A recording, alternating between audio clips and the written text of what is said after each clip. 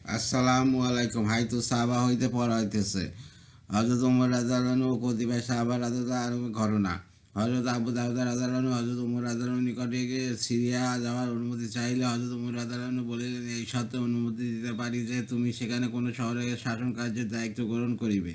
হযরত আবু দাউদা রাদিয়াল্লাহু আনহু বলিলেন, আমি কোনো শাসন কার্যের দায়িত্ব গ্রহণ করিব না। হযরত ওমর রাদিয়াল্লাহু আনহু বলিলেন, তবে আমি তোমাকে অনুমতি দিব না। হযরত আবু দারদা রাদিয়াল্লাহু আনহু বলিলেন, আমি সেখানে যাইয়া লোকদেরকে তাদের নবী সাল্লাল্লাহু সাল্লামের সুন্নত শিক্ষা দিব এবং তাদের নামাজ পড়াইব। এই কথার উপর হযরত ওমর রাদিয়াল্লাহু আনহু তাকে যাওয়ার অনুমতি দিলেন। তিনি সেখানে যাওয়ার কিছুদিন পর হযরত ওমর রাদিয়াল্লাহু আনহু সিরিয়া গেলেন। তিনি যখন সাহাবা রাদিয়াল্লাহু আনহুমদের অবস্থানের নিকটবর্তী হইলেন, তখন সন্ধ্যা পর্যন্ত তার অগ্রসর হইলেন না। তারপর চারিদিক অন্ধকার হইয়া গেলে নিজের গোলামে ইয়ারফা রাদিয়াল্লাহুকে ডাকিয়া বলিলেন, হে ইয়ারফা, হযরত ইয়াজিদ ইবনে আবু সুফিয়ান রাদিয়াল্লাহুর নিকট চলো। তুমি দেখিবে তার সেখানে মজলিস রহিয়াছে, চেরাগ জ্বলিতেছে এবং মুসলমানদের গনিমতের মাল হইতে লওয়া রেশমের বিছানা বিছায়া রাখিয়াছে। সাহাবা রাদিয়াল্লাহু আনহুমদের রেশমি বিছানা ব্যবহারের কারণ এই যে সম্ভবত কাপড়ের লম্বালম্বি সুতা রেশমের ও আড়াআড়ি সুতা সুতি বা অন্য কোনো হালাল সুতা হইবে, আর এই ধরনের রেশমি কাপড় ব্যবহার করা জায়েজ রহিয়াছে। অথবা যদি সম্পূর্ণ রেশমি কাপড় হইয়া থাকে, তবে এইরূপ বিছানা ব্যবহারের কারণ এই যে কোনো কোনো সাহাবী রাদিয়াল্লাহু আনহু ওর মতের রেশমি বিছানা জায়েজ ছিল, অবশ্যই পরিধান করা হারাম, ইহাতে কারো দ্বিমত নাই। তুমি তাহাকে সালাম দিলে সে তোমার সালামের উত্তর দিবে। তুমি ভিতরে প্রবেশের অনুমতি চাইলে প্রথমে জিজ্ঞাসা করিবে তুমি কে, তারপর তোমাকে অনুমতি দেবে। অতএব আমরা চলিলাম এবং হযরত ইয়াজিদ রাদিয়াল্লাহু দ্বারে পৌঁছালাম। হযরত ওমর রাদিয়াল্লাহু বলিলেন, আসসালামু আলাইকুম। হযরত ইয়াজিদ রাদিয়াল্লাহু বললেন, ওয়া আলাইকুম আসসালাম। হযরত ওমর রাদিয়াল্লাহু বললেন, ভিতরে আসিব কি? হযরত ইয়াজিদ রাদিয়াল্লাহু বললেন, আপনি কে? হযরত ইয়ারফা রাদিয়াল্লাহু বললেন, উনি সেই ব্যক্তি যার আচরণ তোমার নিকট ভালো লাগিবে না। উনি আমিরুল মুমিনিন। হযরত ইয়াজিদ রাদিয়াল্লাহু দরজা খুলিলেন। তারা প্রবেশ করিয়া দেখিলেন মজলিস জমিয়া রহিয়াছে, চেরাগ জ্বলিতেছে এবং রেশমের বিছানা বিছানো রহিয়াছে। হযরত ওমর রাদিয়াল্লাহু বললেন, ইয়া ইয়ারফা, তাড়াতাড়ি দরজা বন্ধ করো, দরজা বন্ধ করো। তারপর হযরত ইয়াজিদ রাদিয়াল্লাহু কানের গোড়ায় এক চাবুক মারিলেন এবং সমস্ত সামানপত্র গুড়াইয়া ঘরের মাঝখানে রাখিলেন। তারপর উপস্থিত লোকদেরকে বলিলেন, আমার ফিরে আসা পর্যন্ত তোমাদের কেউ নিজের স্থান হইতে নড়িবে না। অথবা তারা উভয়ে হযরত ইয়াজিদ রাদিয়াল্লাহুর নিকট হইতে বাহির হইয়া আসিলেন।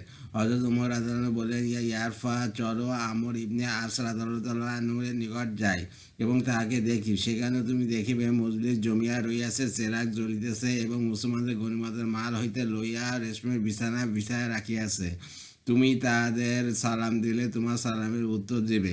তারপর যখন তুমি ভিতরে প্রবেশের অনুমতি চাইবে, তখন প্রথমে জিজ্ঞাসা করিবে তুমি কে। অতএব আমরা হযরত আমর রাদিয়াল্লাহুর দ্বারে পৌঁছাইলাম। হযরত ওমর রাদিয়াল্লাহু বললেন, আসসালামু আলাইকুম।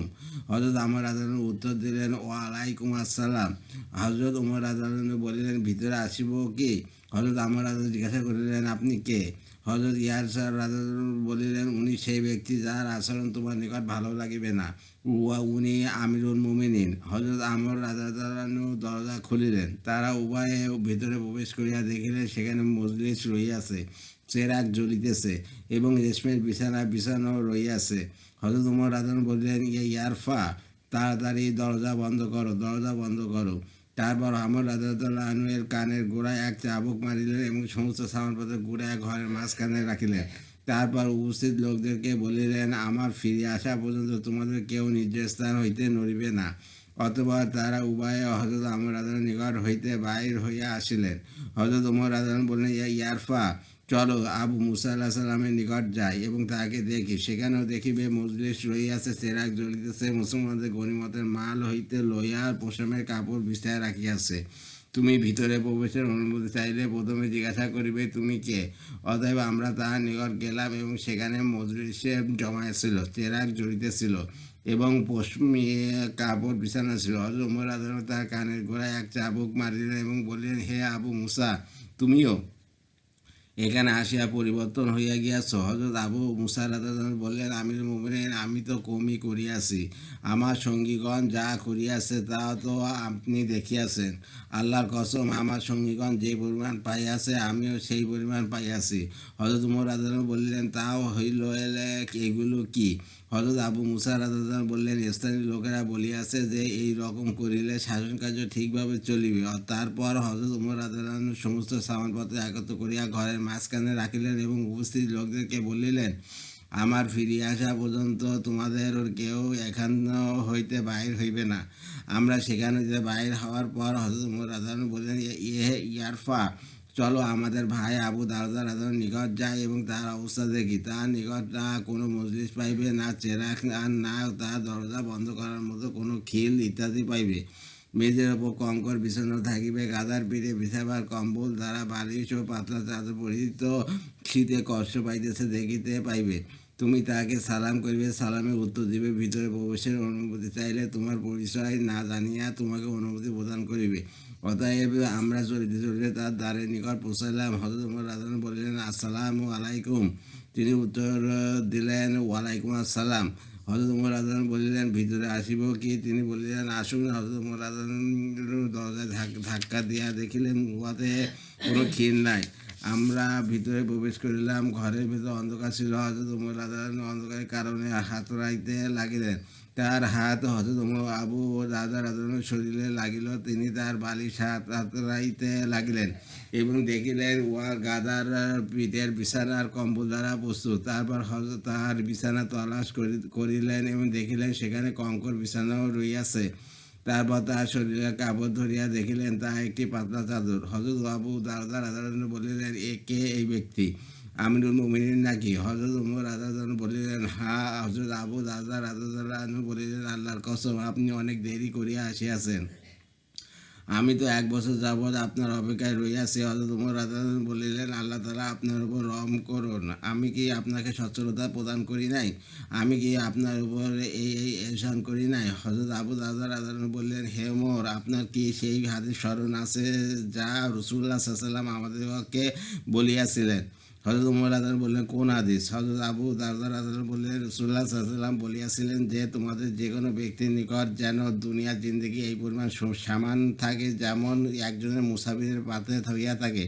হযরত উমর রাদিয়াল্লাহু বললেন, হ্যাঁ, স্মরণ আছে। হযরত আবু দারদা রাদিয়াল্লাহু বললেন, হে ওমর, রাসূলুল্লাহ সাল্লাল্লাহু আলাইহি ওয়াসাল্লামের ইন্তেকালের পর কি করিয়াছি?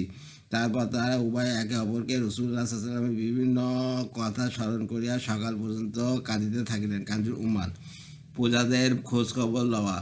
আবু সালেহ গিফারি রহমতুল্লাহ বলেন, হযরত উমর রাদিয়াল্লাহু ইবনে খাত্তাব রাদিয়াল্লাহু মদিনার পাশে রাত্রিবেলা একজন অন্ধ বৃদ্ধা মহিলার খোঁজ লইলেন, যাতে তার পানীয় দিতে পারেন এবং অন্যান্য খেদমত করিতে পারেন। কিন্তু তিনি তার নিকট যাইয়া দেখিলেন যে তার পূর্বে কেউ আসিয়া বৃদ্ধার চাহিদা মতো সমস্ত কাজ করিয়া গিয়াছে।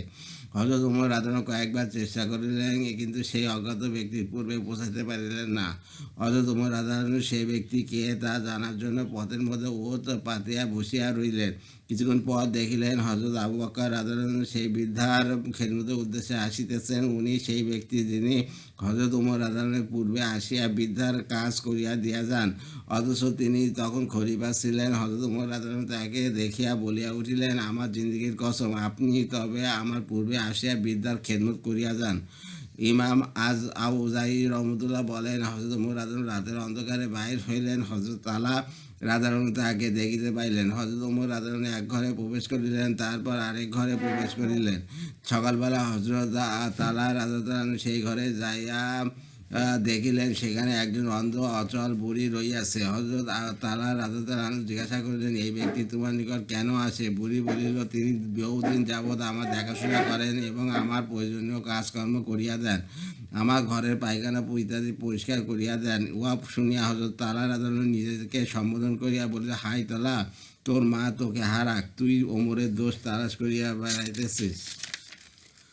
বাহ্যিক আমলের ওপর বিচার করা। হযরত আব্দুল্লাহ ইবনে উতবা ইবনে মাসউদ রহমতুল্লাহ বলেন, আমি হযরত ওমর ইবনে খাত্তাব রাদিয়াল্লাহু বলিতে শুনিয়াছি যে রাসূলুল্লাহ সাল্লাল্লাহু আলাইহি ওয়াসাল্লামের যুগে লোকদের সহিত ওহী অনুসারে আচরণ করা হইত, যার দ্বারা আল্লাহ তাআলা কখনো গোপনে কৃত আমলের ফয়সালা করিয়া দিতেন।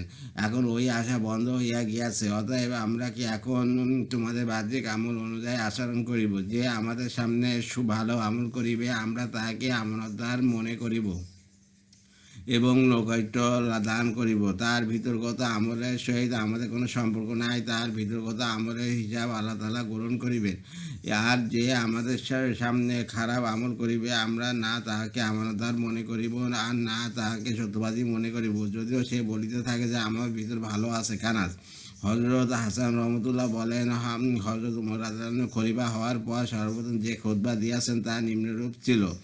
আল্লাহ তাআলার হামদ ও সানা বর্ণনা করার পর বলিলেন, আমাবাদ, এখন তোমাদের দ্বারা আমার পরীক্ষা লওয়া হইবে এবং আমার দ্বারা তোমাদের পরীক্ষা লওয়া হইবে। আমার দুই সঙ্গী রাসূলুল্লাহ সাল্লাল্লাহু আলাইহি ওয়াসাল্লাম ও হযরত আবু বকর রাদিয়াল্লাহু পর আমাকে তোমাদের খলিফা বানাইয়া দেওয়া হইয়াছে। যারা আমাদের নিকট উপস্থিত আছে তাদের ব্যবস্থা তো আমরা স্বয়ং করিব, আর যারা আমাদের নিকট উপস্থিত নাই অর্থাৎ দূরে রহিয়াছে তাদের জন্য আমরা আমানতদার ও শক্তিশালী আমি নিযুক্ত করিব। অতএব যে ব্যক্তি ভালো কাজ করিবে আমরা তাহার সহিত ভালো আচরণ করিব, আর যে ব্যক্তি খারাপ কাজ করিবে আমরা তাকে শাস্তি দেব। আল্লাহ তাআলা আমাদেরকে ও তোমাদেরকে মাফ করুন। কানাস আমিরের কাজের প্রতি দৃষ্টি রাখা। হযরত ওমর রাদিয়াল্লাহু উক্তি। হযরত তাউসুর রহমতুল্লাহ বলেন, হযরত ওমর রাদিয়াল্লাহু বলিলেন, বলো দেখি, যদি আমি আমার জানা মতো সর্বোত্তম ব্যক্তিকে তোমাদের উপর আমি নিযুক্ত করি এবং তারপর আমি তাকে ইনসাফ করার হুকুমও করি, তবে কি আমি তো আমার দায়িত্ব সে পালন শেষ করিয়াছি? লোকেরা বলিল, হ্যাঁ। তিনি বলিলেন, না, যতক্ষণ না আমি দেখিয়া লইব সে আমার কথা মতো কাজ করিয়াছে কি করে নাই। কানাস পালাক্রমে লস্কর প্রেরণ করা। হযরত আব্দুল্লাহ ইবনে কাব ইবনে মালিক রহমতুল্লাহ বলেন, আনসারদের এক লস্কর তাদের আমিরের সহিত পারস্য দেশে ছিল। হযরত ওমর রাদিয়াল্লাহু প্রতি বছর পালাক্রমে লস্কর প্রেরণ করিতেন এবং পরবর্তী লস্কর পাঠাইয়া প্রথম লস্করকে ফেরত লইয়া আসিতেন। কিন্তু এই বছর হযরত ওমর রাদিয়াল্লাহু অন্যান্য কাজে ব্যস্ত থাকার দরুন পরবর্তী লস্কর পাঠাইতে পারেন নাই। নির্ধারিত সময় পূর্ণ হওয়ার পর পারস্য সীমান্তে অবস্থানরত আনসারদের উক্ত লস্কর ফেরত চলিয়া আসিল। পরবর্তী লস্কর পাঠাইবার পূর্বেই তাহারা ফিরে আসার কারণে হযরত ওমর রাদিয়াল্লাহু তাদের উপর অসন্তুষ্ট হইলেন এবং তাহাকে খুব ধমকাইলেন। তারা সকলে রাসূলুল্লাহ সাল্লাল্লাহু আলাইহি ওয়াসাল্লামের সাহাবা রাদিয়াল্লাহু আনহুম ছিলেন। তারা বলিলেন, হে ওমর, আপনি তো আমাদেরকে ভুলিয়া গিয়াছেন এবং নবী করিম সাল্লাল্লাহু আলাইহি ওয়াসাল্লাম আমাদের ব্যাপারে আপনাকে পালাক্রমে পরবর্তী লস্কর পাঠানোর যে হুকুম দিয়াছিলেন তা পালন করেন নাই। কানজুল উম্মত। সাধারণ মুসলমানদের উপর আপতিত বিপদ আপদে আমিরের পক্ষ হইতে তাদের সুযোগ সুবিধার ব্যবস্থা করা। হযরত আবু মুসা রাদিয়াল্লাহু বলেন, সিরিয়াতের লোকদের প্লেগ রোগে আক্রান্ত হওয়ার সংবাদ শুনিয়া আমিরুল মুমিনিন হযরত ওমর রাদিয়াল্লাহু হযরত আবু উবাইদা ইবনে জাররাহ রাদিয়াল্লাহু নিকট চিঠি লিখিলেন যে, আমার এক কাজে তোমাকে বিশেষভাবে প্রয়োজন, তোমাকে ছাড়া আমি সেই কাজ করিতে পারিতেছি না। অতএব আমি তোমাকে কসম দিতেছি যে যদি আমার চিঠি তোমার নিকট রাতে পৌঁছায় তবে সকাল হওয়ার পূর্বেই এবং যদি দিনে পৌঁছায় তবে সন্ধ্যা হওয়ার পূর্বেই তুমি সোয়ারিতে আরোহণপূর্বক আমার দিকে রওনা হইয়া যাবে। হযরত আবু দারদা রাদিয়াল্লাহু চিঠি পাঠ করিয়া বলিলেন, আমিরুল মুমিনিনের যে প্রয়োজন দেখা দিয়াছে তাহা আমি বুঝিয়া গিয়াছি। যে ব্যক্তি এখন আর দুনিয়াতে থাকার নয় তিনি তাহাকে রাখিতে চাইতেছেন, অর্থাৎ হযরত ওমর রাদিয়াল্লাহু চাইতেছেন তা আমি প্লেগ রোগে আক্রান্ত এলাকা ছাড়িয়া মদিনা চলিয়া যায় এবং মৃত্যুর হাত হইতে বাঁচিয়া যায়, অথচ আমি মৃত্যুর হাত হইতে বাঁচার নই। হযরত আবু দারদা রাদিয়াল্লাহু উত্তরে হযরত ওমর রাদিয়াল্লাহুকে লিখিলেন, আমি মুসলমানদের লস্করের মধ্যে রহিয়াছি, নিজের প্রাণ বাঁচাবার জন্য তাহাকে ছাড়িয়া যাইতে রাজি নই। আর আপনার যে প্রয়োজন দেখা দিয়াছে তা আমি বুঝিয়াছি। আপনি এমন লোককে বাঁচায় রাখিতে চাইতেছেন যে এখন আর দুনিয়াতে বাঁচার নয়। অতএব আমার এই চিঠি আপনার নিকট পৌঁছার পর আপনি আমাকে আপনার কসম পূরণ করিতে মাফ করিবেন এবং আমাকে এখানে অবস্থান করার অনুমতি দিয়া দিবেন। তাহার চিঠি পড়িয়া হযরত ওমর রাদিয়াল্লাহু চক্ষু সজল হইয়া উঠিল এবং তিনি কাঁদিয়া ফেলিলেন। উপস্থিত লোকেরা বলিল, হে আমিরুল মুমিনিন, হযরত আবু দারদা রাদিয়াল্লাহু কি ইন্তেকাল করিয়াছেন? হযরত ওমর রাদিয়াল্লাহু বললেন, না, তবে ইন্তেকাল হইয়া গিয়াছে মনে করিতে পারো। হযরত ওমর রাদিয়াল্লাহু হযরত আবু উবাইদা রাদিয়াল্লাহুকে পুনরায় লিখিলেন যে, জর্দানের এলাকায় মহামারী ছায়া পড়িয়াছে, তবে জাবিয়া শহর এখনও নিরাপদ রহিয়াছে। অতএব তুমি মুসলমানদিগকে লইয়া সেখানে চলিয়া যাও। হযরত আবু দার রাদিয়াল্লাহু চিঠি পড়িয়া বলিলেন, আমিরুল মুমিনের এই নির্দেশ তো আমরা অবশ্যই পালন করিব। হযরত আবু মুসা রাদিয়াল্লাহু আনহু বলেন, হযরত আবু দারদা রাদিয়াল্লাহু আনহু আমাকে হুকুম দিলেন যেন আমি সওয়ারিতে আরোহণ করিয়া লোকদেরকে তাদের নিজ নিজ অবস্থানে অবস্থান করাই। এমন সময় আমার স্ত্রী প্লেগে আক্রান্ত হইলেন। তো আমি হযরত উবাইদা রাদিয়াল্লাহু আনহুকে সংবাদ দেওয়ার জন্য তার নিকট উপস্থিত হইলাম। হযরত আবু উবাইদা রাদিয়াল্লাহু আনহু নিজের লোকদেরকে তাদের নিজ নিজ স্থানে অবস্থান করাইতে লাগিলেন। তারপর তিনি নিজে প্লেগ আক্রান্ত হইলেন এবং ইন্তেকাল করিলেন। তারপর মহামারী শেষ হইয়া গেল। আবুল মুহাজা রহমতুল্লাহ বলেন, হযরত আবু উবাইদা রাদিয়াল্লাহু সহিত ৩৬,০০০ সৈন্য ছিল। তার মধ্যে মাত্র ৬,০০০ জীবিত রইল, বাকি ৩০,০০০ এই মহামারীতে ইন্তেকাল করিয়াছিল। হযরত আবু সুফিয়ান ইবনে উয়াইনা রহমতুল্লাহ উক্ত রিওয়ায়াত আরও সংক্ষিপ্ত আকারে বর্ণনা করিয়াছেন। কানাস হযরত সুফিয়ান রহমতুল্লাহ হইতে উক্ত রিওয়ায়াত এইরূপ বর্ণিত হইয়াছে যে, হযরত আবু উবাইদা রাদিয়াল্লাহু আনহু হযরত ওমর রাদিয়াল্লাহু চিঠি পড়িয়া বলিলেন, আল্লাহ তাআলা আমিরুল মুমিনের উপর রহম করুন। তিনি এমন লোকদেরকে বাঁচাইতে চাইতেছেন যারা এখন আর বাঁচিবার নয়। তারপর তিনি হযরত ওমর রাদিয়াল্লাহু চিঠি লিখিলেন যে, আমার সহিত মুসলমানদের এক লস্কর রহিয়াছে, যাহাদের মধ্যে মহামারী ছড়িয়া পড়িয়াছে। আমি নিজের প্রাণ বাঁচাবার জন্য তাদেরকে ছাড়িয়া যাইতে পারি না। ইবনে ইসা রহমতুল্লাহ তারেক রহমতুল্লাহর মাধ্যমে উক্ত রেওয়াত বর্ণনা করিয়াছেন। উহাতে এইরূপ বর্ণিত হইয়াছে যে, হযরত আবু উবাইদা রাদিয়াল্লাহু আনহু বলিলেন, হে আমিরুল মুমিনিন, যে ব্যাপারে আমাকে আপনার প্রয়োজন তা আমি বুঝিতে পারিয়াছি। আমার সহিত মুসলমানদের লস্কর রহিয়াছে। আমি নিজের প্রাণ বাঁচাবার জন্য তাদেরকে ছাড়িয়া যাইতে পারি না। অতএব যতক্ষণ আল্লাহ তাআলা আমার ও তাহাদের ব্যাপারে কোনো ফয়সালা না করিবেন, আমি তাহাদের নিকট হইতে পৃথক হইতে পারি না। সুতরাং হে আমিরুল মুমিনিন, আপনি আপনার কসম পূর্ণ করার ব্যাপারে আমাকে মাফ করিবেন এবং আমাকে লস্করের সহিত থাকার অনুমতি দিবেন। আলহামদুলিল্লাহ, হাইতুসাবারাতে পড়া হয়েছে আমার ইউটিউব চ্যানেল রিপন কুরাস। ওইটাকে সাবস্ক্রাইব করবেন, লাইক কমেন্ট শেয়ার দেবেন ভিডিওতে, এতে আমি উৎসাহিত হই। রিপন কুরাস হচ্ছে আমার ফেসবুক পেজ, ওইটাকে ফলো রাখবেন। সবাই ভালো থাকবেন, সুস্থ থাকবেন এবং স্বাভাবিক থাকবেন। আল্লাহ হাফেজ।